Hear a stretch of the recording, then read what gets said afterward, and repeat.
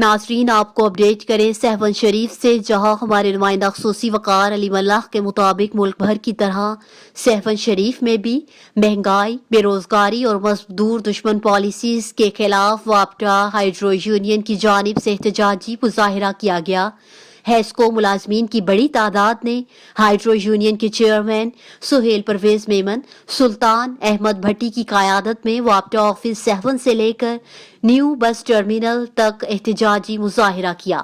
ملازمین نے ہاتھوں میں بینرز، پلے کارڈز اٹھا کر حکومتی پالیسیز کے خلاف نعرے بازی بھی کی۔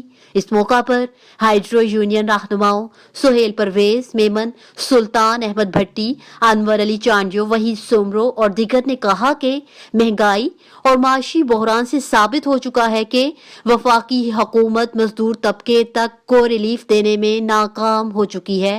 ناقص پالیسیوں کی وجہ سے اداروں میں نئی بھرتیوں پر پابندی کہاں کی عقل مندی ہے؟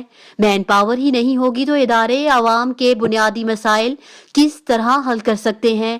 حکومت اپنی نااہلی کو چھپانے کے لیے اداروں کی نجکاری کا ہتھیار استعمال کر کے مزدوروں کا معاشی قتل کرنا چاہتی ہے، جو کبھی قابل قبول نہیں کیا جائے گا۔ ایک طرف مہنگائی آسمان سے باتیں کر رہی ہے تو دوسری جانب ملازمین کی بڑھائی گئی تنخواہیں جاری نہیں کی جا رہی۔